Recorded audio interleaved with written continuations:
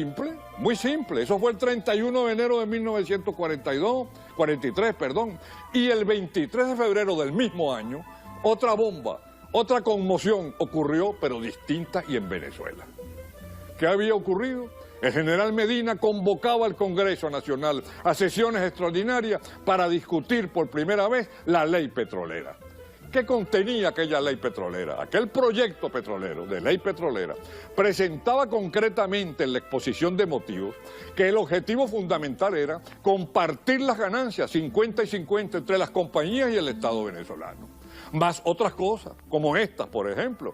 Vencido el lapso de las concesiones, todas las instalaciones de la industria retornaban a la nación sin pago de indemnizaciones. Y algo verdaderamente revolucionario, por primera vez las empresas petroleras tenían que dejarse revisar e inspeccionar su contabilidad en Venezuela. Y no podían negar ninguna información al Estado venezolano. Aquello causó conmoción, por supuesto. Se dijo que los norteamericanos nos iban a invadir, se presentaron grandes problemas. Mucha gente decía que eso era fin de mundo, que Medina estaba loco, que ese era el problema de ser aliado de los comunistas. Pues bien, Medina se dirigió al presidente Roosevelt y le hizo saber que Venezuela no iba arbitrariamente a violar nada de lo que estaba pautado, pero sí iba a buscar un reparto equitativo y justo en la riqueza petrolera. Pronunció una frase, Medina, en la concentración de la avenida Baral en Maracaibo, que causó un gran impacto nacional. Tanto impacto en Venezuela como causó en el mundo la derrota de Stalingrado, la derrota de los alemanes en Stalingrado. Fue esto, por las buenas o por las malas, la reforma petrolera va porque estoy seguro de que tengo el respaldo de todos los venezolanos como presidente constitucional del país. Y añadió algo que causó mucha impresión y fue esto: ahora sabemos lo que tenemos y no vamos a retroceder. Comenzó la discusión del estatuto petrolero en el Congreso. Acción Democrática salvó su voto a través del doctor Juan Pablo Pérez Alfonso. Luis Lander trató de sabotear el proyecto, pero fue imposible. La nación entera estaba con Medina y la ley fue. Pero hubo algo curioso que mucha gente no repite y otros se hacen que lo desconocen. Y fue que don Eugenio Mendoza, quien presidía la comisión encargada de estudiar la ley y las conversaciones con las petroleras, reveló, muchísimos años después, reveló que un momento más difícil fue cuando le plantearon a las empresas petroleras que tenían que refinar el petróleo en Venezuela. Se negaron. Nunca habían refinado el petróleo en Venezuela porque el general Juan Vicente Gómez no había permitido que el petróleo se refinara aquí para evitar las concentraciones obreras. Gómez decía, donde hay muchos trabajadores comienzan las murmuraciones y las quejas y vamos a tener una fuente de conflicto y los norteamericanos van a coger miedo y se van a ir. Pues bien, no se refinaba el petróleo en Venezuela y se puso como condición especial refinar el petróleo en Venezuela. Los norteamericanos y todas las otras empresas inglesas y holandesas se trancaron. Fue entonces cuando Eugenio Mendoza los llamó a su despacho en el Ministerio de Fomento y le dijo, señores, vamos a ir entonces a un 50% de las peticiones que ustedes tienen, de las peticiones que les presentamos a ustedes. Los norteamericanos no aceptaron.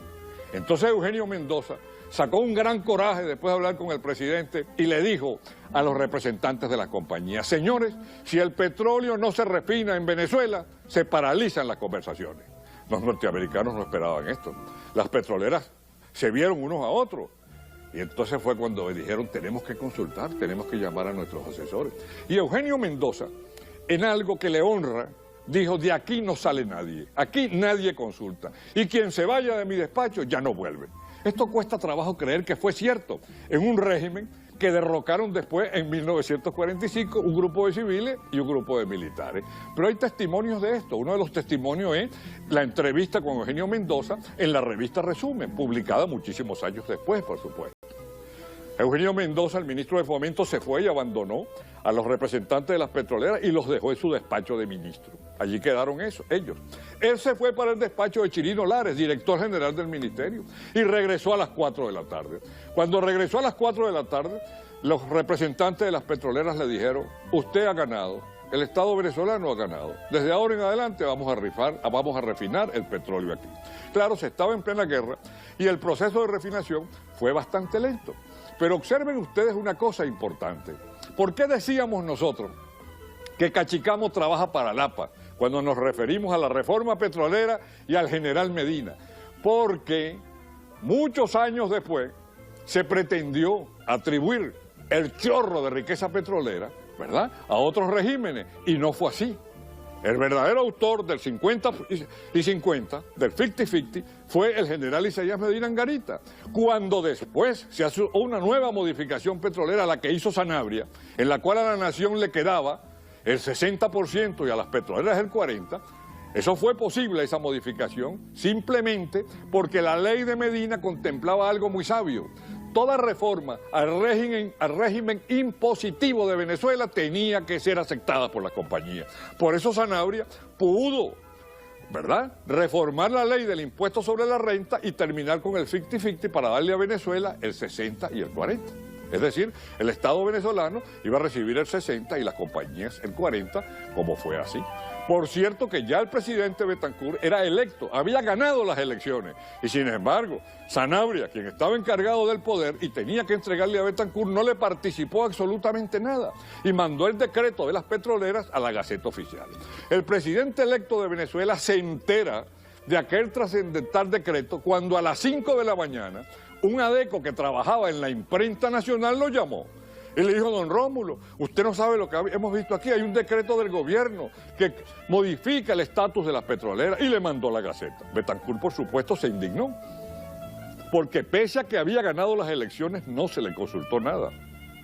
Mr. Hyde, el presidente de la Creole, dio entonces una rueda de prensa mundial en Nueva York, en donde señaló que aunque el presidente electo no sabía absolutamente nada de esta reforma petrolera, había sido un abuso del gobierno transitorio, del doctor Sanabria, porque no se le había consultado ni se le había dicho a nadie que ese decreto había aparecido clandestinamente. No era clandestino porque estaba en la Gaceta.